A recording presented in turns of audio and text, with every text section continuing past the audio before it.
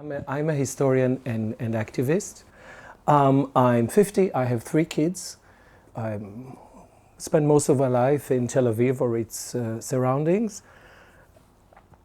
And I've been active for too long. First in the Refusnik movement in 1979. That was more or less the first group of people refusing to do service in the occupied territories, and I spent some time in jail for that. Then in the student movement, I was part of the first experiments in Arab, Jewish, Palestinian, Israeli joint action in the West Bank. So we had our first joint demonstrations back in 1981. So here are 5 things that JNF is doing. The JNF controls about 11% of the territory of the State of Israel. This is not much. 11% are its property. Otherwise, the State of Israel controls 95% of the territory, and no more than 5% are in classical private ownership, including, say Zaria, which belongs to the Rothschilds, and bits and pieces of Palestinian land. But these 11% controlled by the JNF are crucial because some of it are the most highly valued land within Israel. And this part, this land, these lands are owned by a private corporation with its own statutes, committed only to the welfare of the Jewish people, not to be sold or leased to Arabs. And the JNF argument is perhaps it's not nice, but this is what we came to do. We're a private corporation. We are entitled to further the interests of the people who gave us money. They gave us money in order to buy land. So this land belongs as a trust to the Jewish people as a whole. If you would be discussing other sorts of land, that is public ownership, other norms would apply. And this in itself is a very unquestionable argument. You might not like it. And most of what I'll be talking about would not be about the trees, because the trees are important, but the trees are only questionable in some respects. And if we look at the JNF, as we look at resources in a society in terms of economics and power, it's clearly the land that is at the heart of the project. And the trees were used since the founding of the JNF, partly in order to improve the ecology. But this is where the Greens in Israel were immensely critical of the JNF and of its stupid monoculture of trees, until the Greens joined the JNF board, of course. That was an amazing, but typical story. So I'm leaving this question of the trees aside and I'll only treat it to the extent that it has to do with owning land. Very early, the JNF realized that the original idea, which was really to plant fruit trees, is not practical because there were not enough people to do the daily maintenance that this requires. You know that even olive trees actually require quite a lot amount of work to remain as fruitful as they should. And moved to planting. These are the limits of my English. Agricultural English is not my thing. German would be better here. Speak German, she knows. Also kein Obstbäume, sondern einfach Bäume zum Lust und zum Schönsein. Ich meine, das, was wir überall haben jetzt in Israel. Ne? Diese langweiligen, fruchtlose Dinge.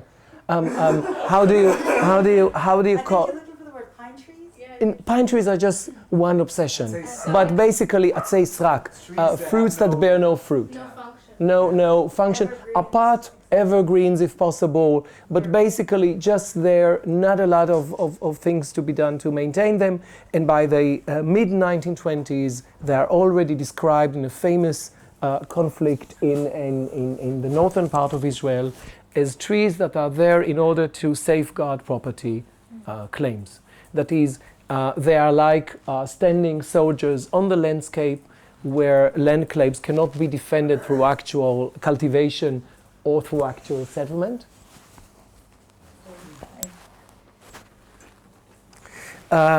So clearly, very early, the trees are conceived as part of the overall project, which is basically about land, land, land, and more land. That's it. Now, perhaps just another general point. We can easily form our politics when we only see the state. In Israel, this is crucial because few states have such power over society as the state of Israel has over its citizens. It controls almost all the land, it controls the water. Historically, it created the society instead of being created gradually by an existing society. It's a state that can send you to war, that can settle you, that can remove you. It's an immense state. So very often, politics in Israel is defined in terms of the citizen vis-a-vis the state, and private corporations just not come into view. Sorry. Am I doing strange noises? Yeah. You like to move a lot, which is great for conversation. And I'm trying to keep my hands stable, Leah. But it's essential for almost any case of serious inequality, of colonialism in the world today, to look at the state and big corporations and to the different forms in which they get entangled in each other. This is true for India as is it true for Palestine. And the case of the JNF is here of enormous importance because the whole story of the role of the JNF within the state of Israel is that whenever to put it very simply, whenever the state feels unable or unable for normative reasons or for lack of power to go ahead with a discriminatory policy or with something which by generally approved norms cannot be done, it can relegate its role to non-state agencies and corporations.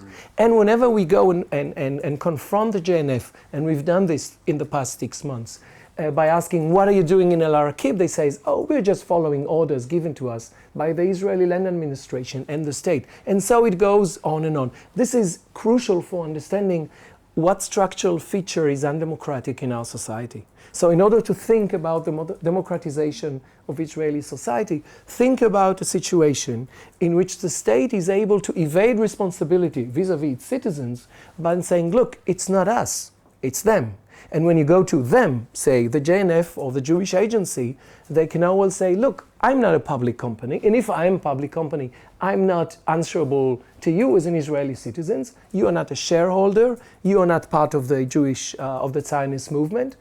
I follow my own course. And you remain actually as a citizen crucially disempowered.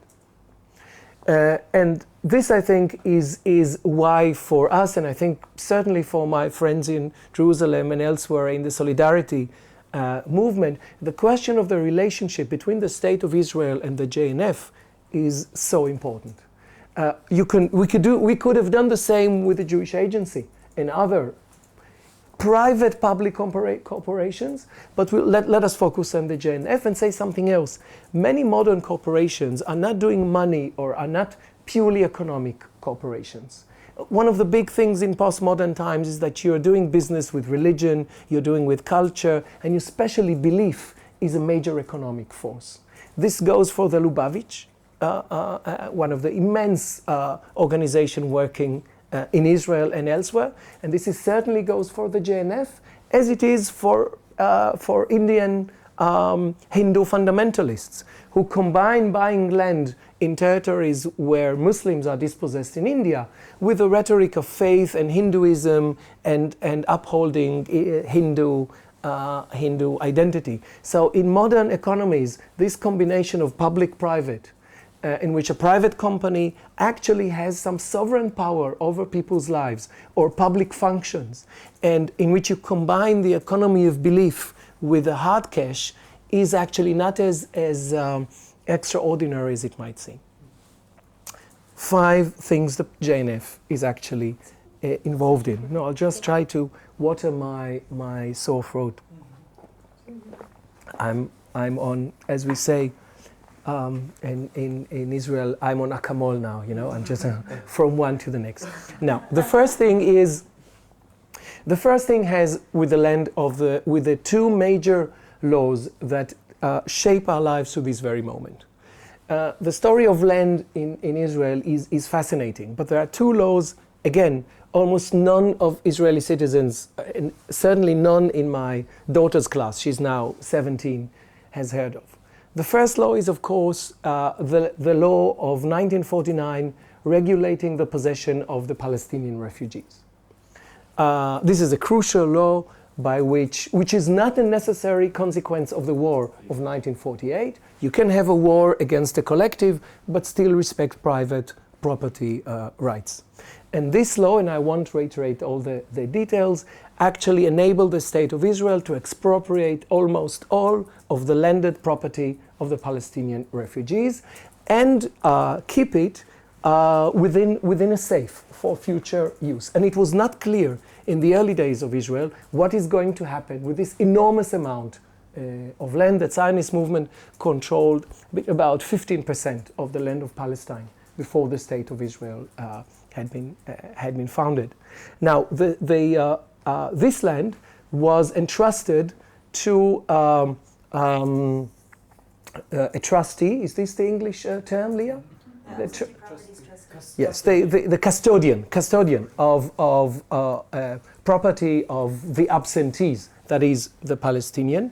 But basically this legal construction meant that you cannot touch this land, and actually several high officials asked question, what shall we do about it in case the Palestinians would reclaim it? Now this is a huge amount of land, and by 1949 Ben-Gurion actually had feared that the UN, including at the time the United States, would claim this land for the refugees. And it became a burning question how to defend this land, which had already been cultivated in a very improvised fashion by kibbutzim and settlements all over Israel. I read the testimony of a person who, as a kibbutz member in 1941, went for the first time to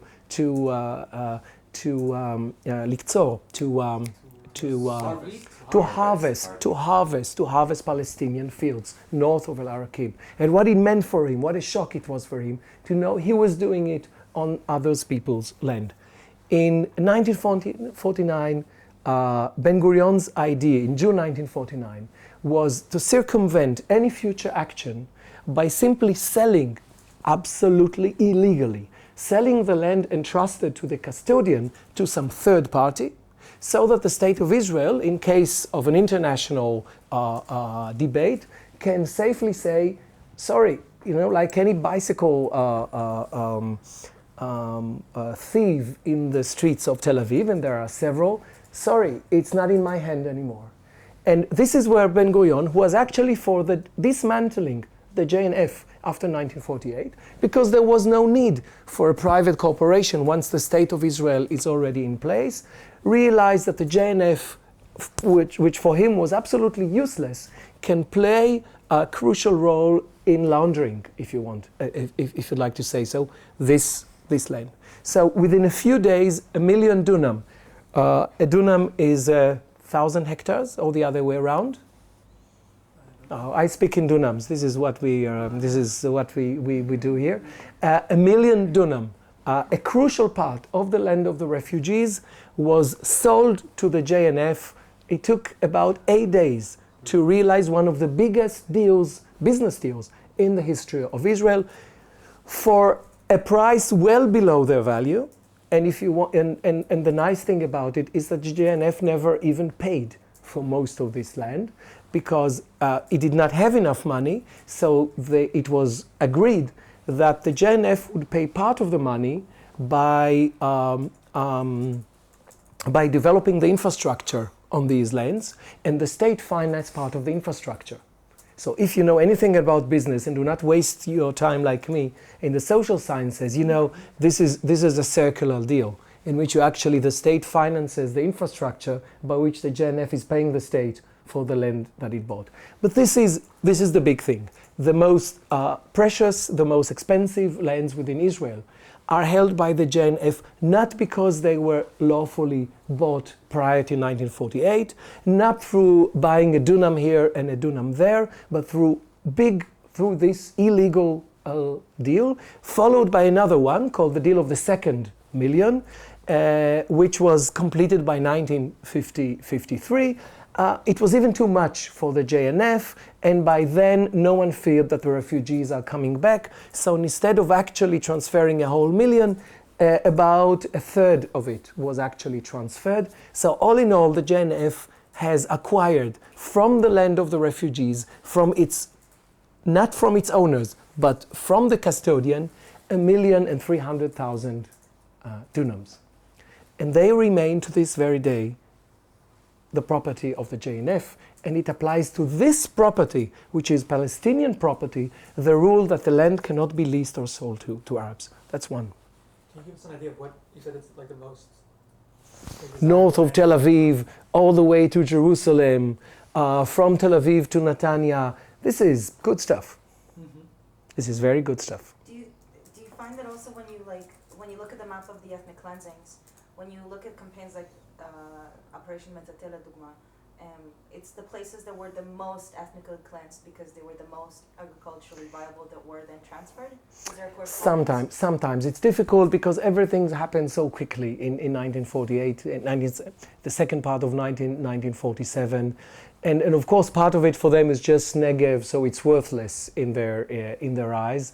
But most of it is in the center and north of Israel, and we've got a few maps done in a doctoral thesis of Michael Nordheim of Jerusalem that give us at least a sense of where it is. Now this is one.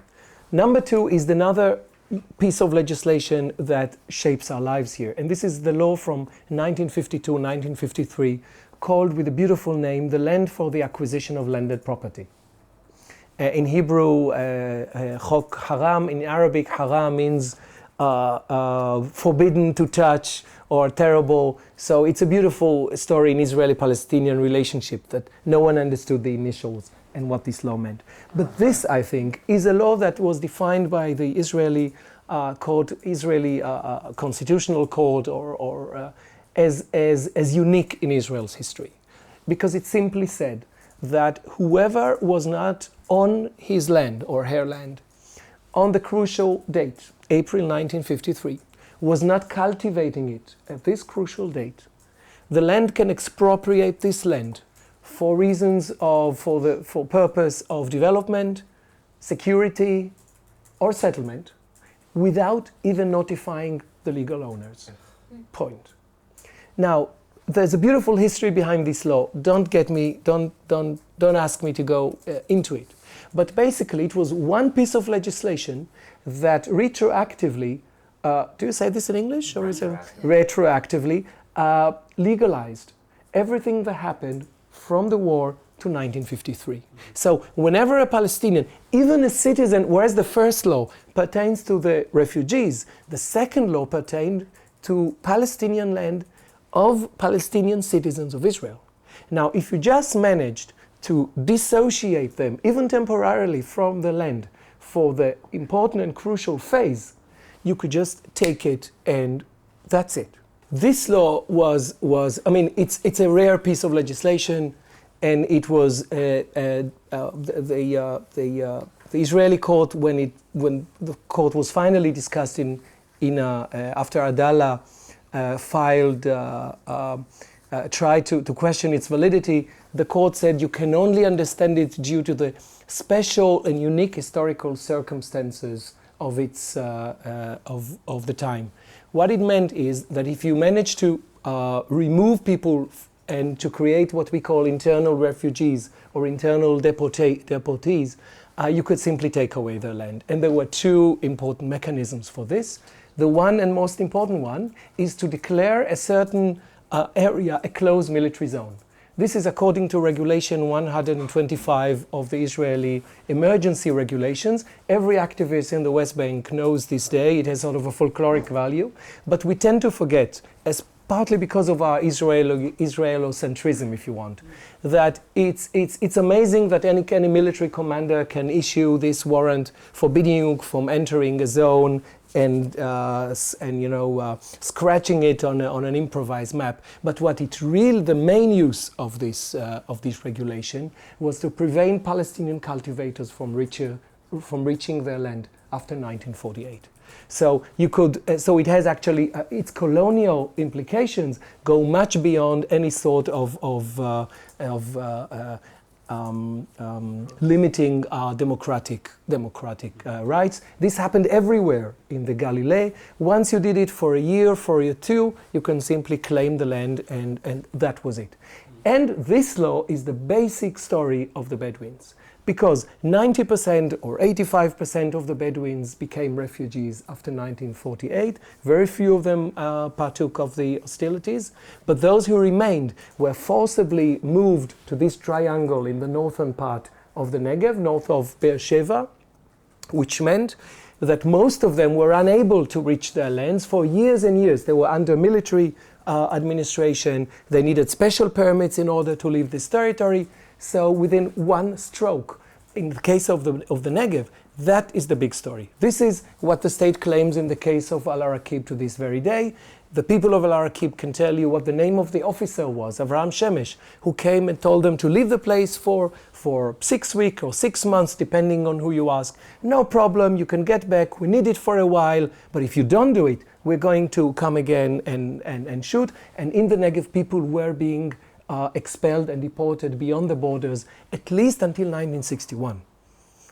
Our story of the Nakba is something that happened between 1947 and 1949 is basically wrong. Not only in the Negev, but especially in the Negev, because thousands, and I'm really not exaggerating, these are things that I've learned during the past few months, thousands were still expelled in the 50s, and actually in 1960, a large group was still expelled to Sinai. Ariel Sharon began his military career by organizing with Unit 101 an operation which is described in an archives as shooting people, shooting the cattle, and drive the people away.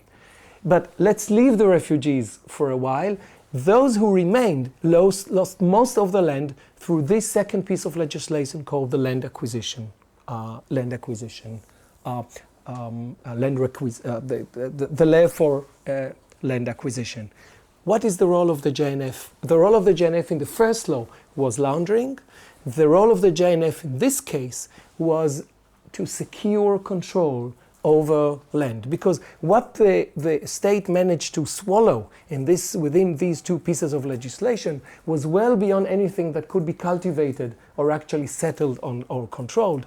And this is where the JNF had and still has a role to play by using forestation in order to claim the land. So let's go to number 3, which is about the role of forestation. Now, there's nothing really bad about forestation, and if you do it according to the old model of the pine trees, like soldiers, let's leave this for other people. The thing with afforestation is more or less the following: forests are the heart of national sovereignty. Since the Middle Ages. I'm a medievalist by profession. Most land is private, so the forest and sometimes the lakes are the core of public authority. And you go in Europe and you realize that forests have a special status, the King's Forest, Sherwood Forest, what have you. Forests are really crucial in terms of the basic natural reserve for communities for the past hundreds of years. Now, mandatory Palestine had a forestation department that the Brits brought, with its own obsessions, but more or less functioning like in other colonial possessions. During the 50s, Israel had a forestation department in the Ministry of Agriculture and the JNF. In many ways, many people thought that the JNF should either disappear or be disconnected for the state. Ben-Gurion itself thought that all power within he was a very statist sort of thinker. There is no reason for private bodies to control crucial resources, and his slogan in Hebrew was mamlachtiyut, which is, I think, statism is the only way we can translate it. But the JNF resisted, and after the deal of the 2 million, people realized in the establishment that perhaps the JNF is actually doing nothing, and it was actually doing nothing, but that it makes sense that this ambiguous structure in which the state has some power, but the private corporation has more, and you can play within the two, has some sense. So there were huge debates whether to disconnect the JNF, and by the early 60s, the Israeli Land Administration was created, and the JNF actually secured its possessions by still holding to them, but by leaving them to be administered by the Israeli Land Administration, with the understanding that the Israeli Land Administration would treat those JNF-owned lands according to the rules of the JNF. And in that way, instead of having a state authority that applies only rules that apply to every citizen equally, the stakes of the JNF within the Israeli Land Administration were secured. And at the period, it also secured half of the members of the board of the Israel Land Administration. Now it has only 2 from 9 members of the board. But otherwise, the other major decision was that the JNF, in its charter regulating its relationship with the State of Israel, acquired the sole authority on forestation, not only within its own domain, but everywhere in Israel.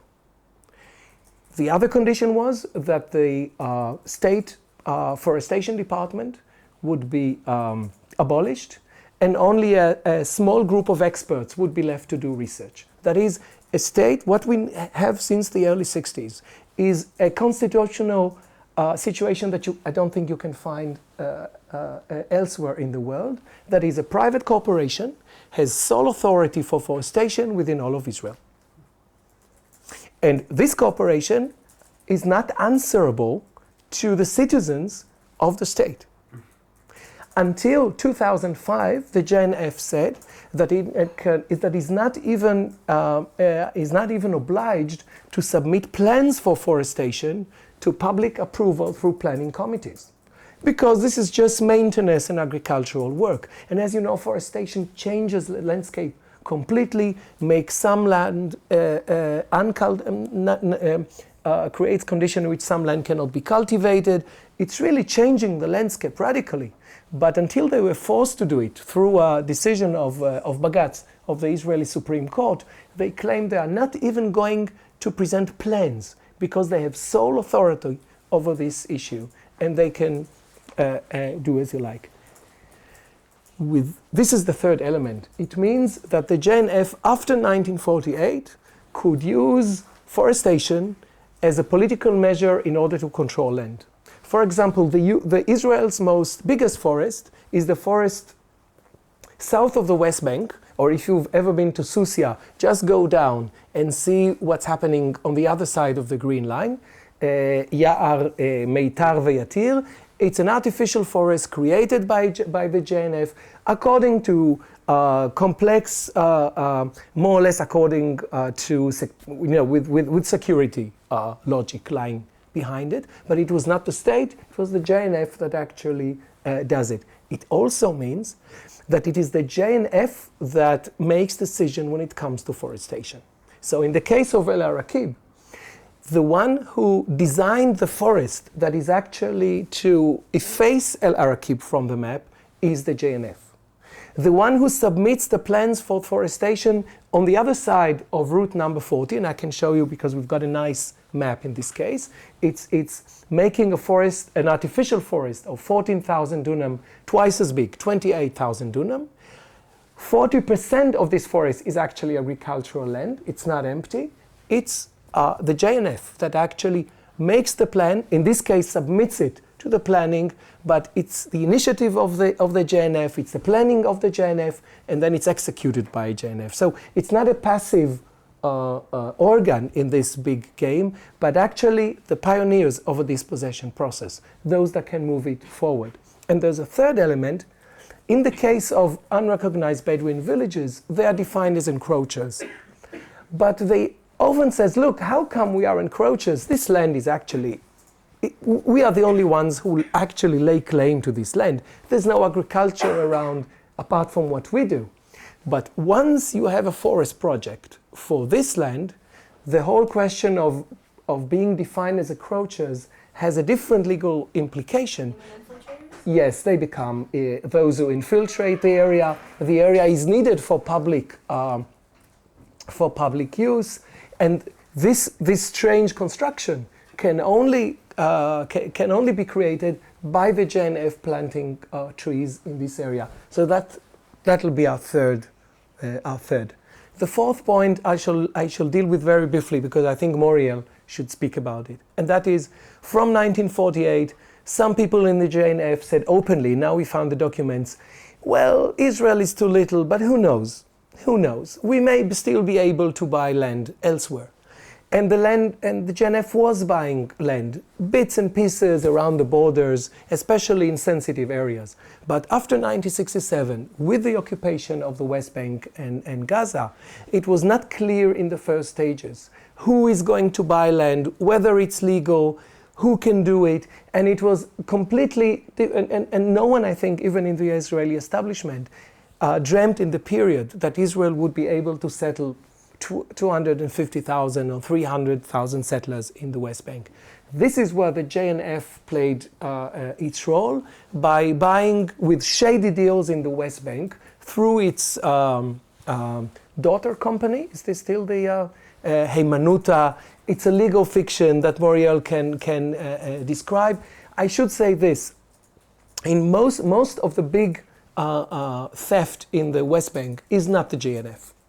The big thing in the West Bank is a legal trick invented after 1978 by attorney Plia Albeck, who invented this trick in the Galilee in the 1960s, and that is declaring state land that is actually in full possession of a local community to be state land, and the inheritor of the sovereign power, inheritor or the one taking in its place, that is state land, became the state of the land of Israel. And if Palestinians were unable to show that they were cultivating this land, uninterrupted cultivation, it could be expropriated. I mean, this is magnificent.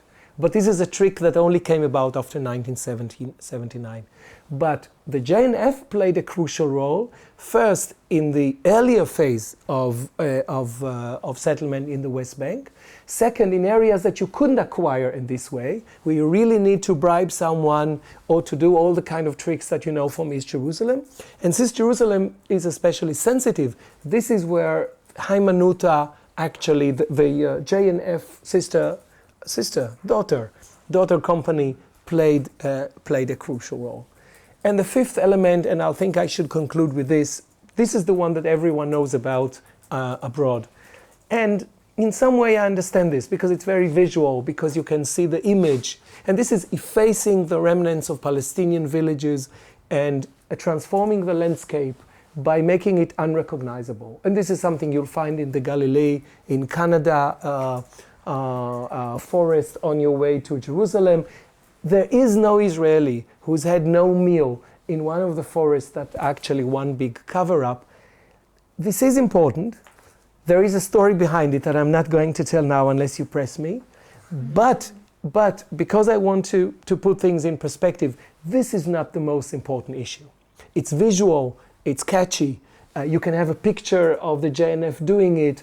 It might change your state of mind once you realize it. But this is basically about representations, about effacement of traces, not about actual dispossession. This is coming after the fact in order to create a different image of what had been before, but cannot be compared in its severity and implication to actually driving the process of dispossession that we might find elsewhere.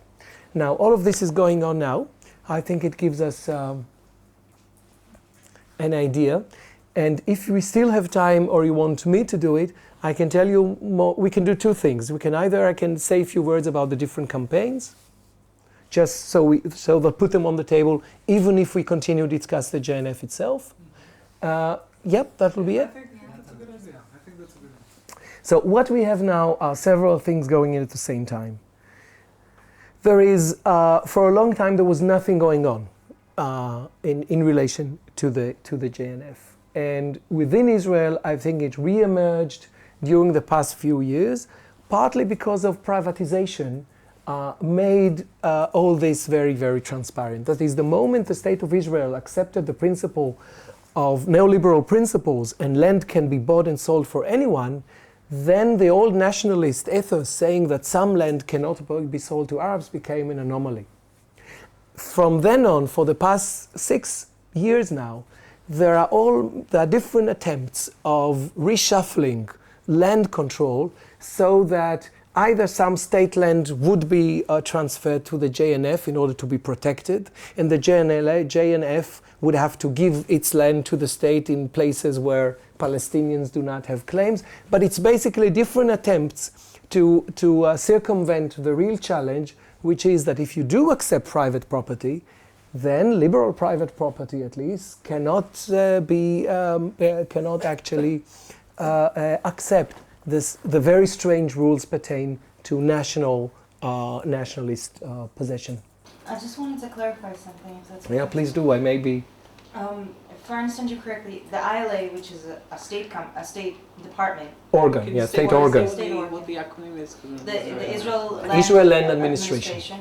So the Israel Land Administration takes on itself the role of administering some of the JNF's land, Yeah. the JNF being a private corporation, under the condition that it will administer this land by the rules of the JNF. So basically what you're saying is that the government of Israel has taken on some land that belongs to a private company that has no responsibility not to discriminate based on who it sells its No, land to. it's more than that. It's called responsibility to discriminate. I mean, The moment you as an Arab, in specific areas, this is going from the 60s, you come as a Palestinian citizen and try to buy or lease actually a certain piece of land, say in the middle of Tel Aviv. It would be quite difficult to say no to you. The simple solution is that the moment before you just, come near to completing or to initiate your deal, the Israel Land Administration say that it had already exchanged this piece of land for something else. That's absolutely within its power, and this land now belongs to the JNF.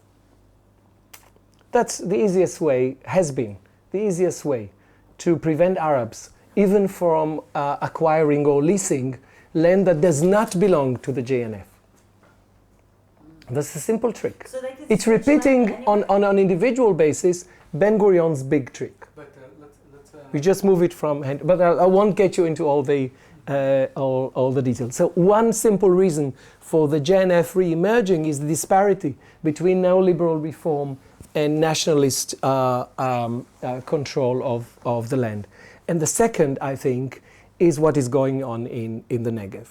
Because the Negev is the only place where Palestinians, in this case the Bedouins, still have something to fight for. Elsewhere, Palestinians in Israel have already lost almost all the land that they can even struggle over. The struggle went on in the 1970s and the Palestinians lost. There is a mythology about the Land Day of 1976, but what it actually ended in is the creation of upper-class settlements all over the Galilee that you can see, and some of my best friends or your best friends actually live in. So the pressure on the Negev, actually going back to the late 1990s, led by Shimon Peres, Avrom Burg, and later by Olmert and Netanyahu, made the question of possession of land crucial again, and part of it means conflict with the Israel Land Administration, part of it with the Jewish National Fund.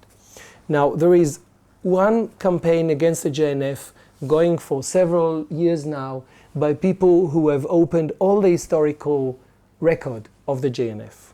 1948, racist principles when it comes to buying and selling land. And this is a long campaign, a more radical anti-Zionist campaign.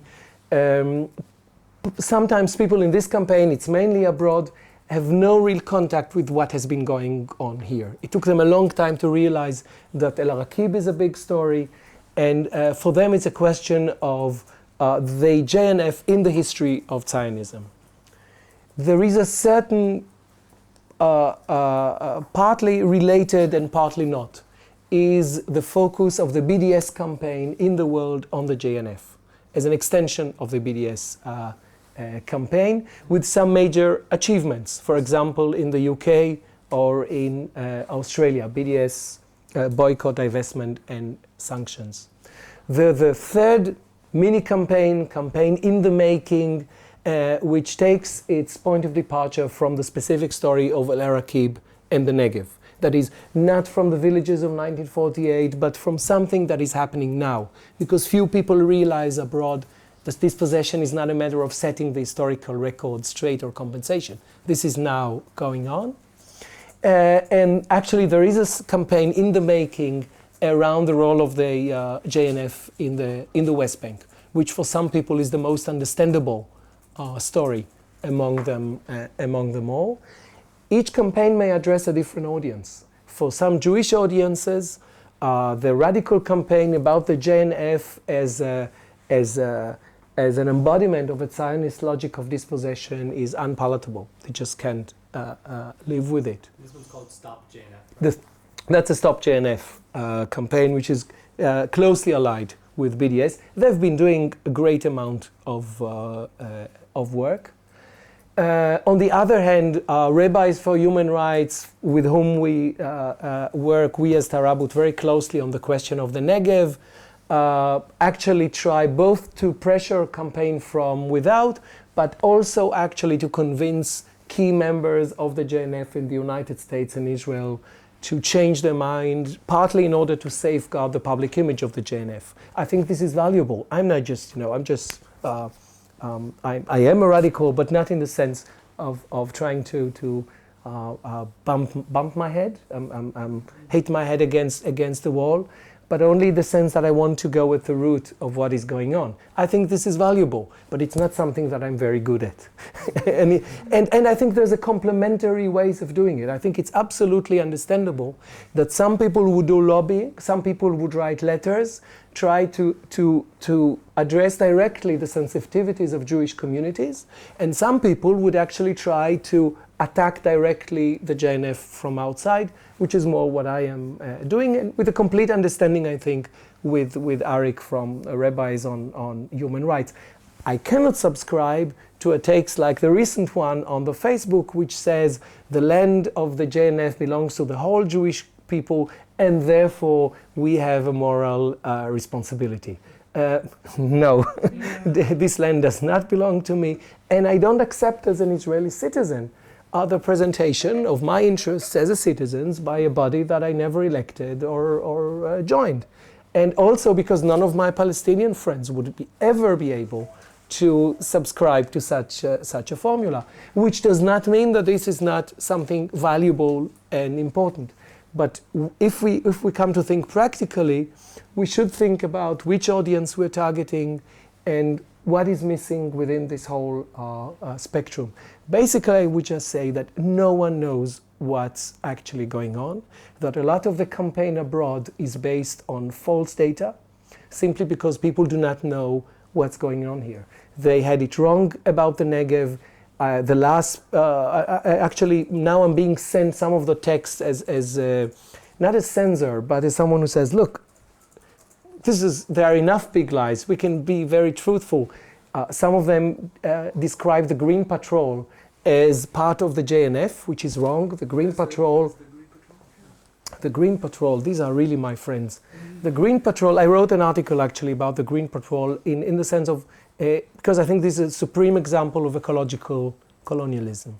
The Green Patrol was founded in 1976 after an outcry against the Bedouins, saying that the Bedouins are everywhere. Instead of keeping to the Negev, they're everywhere.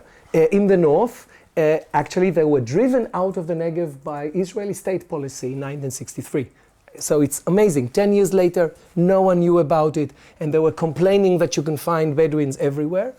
The second argument was that the Bedouins ruin the ecology of desert areas in Israel or dry areas in Israel because they, with a secret weapon called the black goat, which is the native goat actually of this part of the world. If Israel is not green enough, it's the black goat. And you should know that after the big fire in the Carmel, perhaps you've seen this, a Bedouin family with a herd of black goat was hired by the JNF in order to settle on the Carmel. because they realized that what the black goats were doing was actually minimizing the risk for fires by actually only eating the brushwood, the underbrush, how do you call it? And if there had been enough black goats on the Carmel, on the JNF planted forest, things would have been different. I mean, I have this I have framed this. But in the late 1970s, this was a public outcry, and this was a huge moment in the delegitimation of Bedouin existence within Israel. Until then, there were our nice natives, wild, exotic, but reliable. In the late 1970s, ecology played, this is the beginning of Israeli ecology. They became the menace to the greening of Israel. And what the Green Patrol was actually doing was going to Bedouin settlement, confiscating all they had, taking it to a quarantine for 2 or 3 days. Some of the cattle would die. The costs would have to be paid by the Bedouins. And the simple idea, I have the interview, was simply to prevent them from settling down, to re-nomadize them, to make them move again and prevent them from taking hold of the land. And nicely enough, it was not under a security umbrella. It was part of the Israeli Society for Nature Preservation, for the protection of nature, that was created, actually at the period headed by one of Ariel Sharon's most loyal generals. So you had a special niche of ecology and green with creating a sort of a private police. At the period, they also had the authority to arrest people or to detain them temporarily. So it created another police force, not subject to the Ministry of Police or Security, using health and ecology in order to do classical policing. So it's really a Foucauldian thing all together. They were just about taking the cattle to quarantine and examine them and vaccinate whoever needed. But the most interesting thing is that very early, and you can look it up on the website, they were redefined as the authority not for the defense of open areas, that's the ecological jargon for our ecological reservoir, but for defending the lands of the nation. That is actually from defending Jewish property in land. So they are to be found everywhere. Some of their authorities were limited in the early 1980s. The Israeli Association for Human Rights was actually created through the campaign against the Green Patrol. But they're absolutely active, and whenever there is demolition in El Araqib, we see them coming and giving precise instructions for the bulldozer. This is not enough. I think this hut should be demolished more thoroughly. And actually, the man from the Green Patrol was the one people in Araqib used to have seen, always watching and observing them for many years. That was my problem when I came there for the first time, because his name is Gadi. So, so my first phone call to Sheikh Sayah, I said, Gadi's on the phone, and he began to talk to me very politely and offering coffee. They were offering this guy coffee for years. And I said, what's this sort of politeness going on? I mean, and he said, oh, that Gadi you mean, okay. And then things were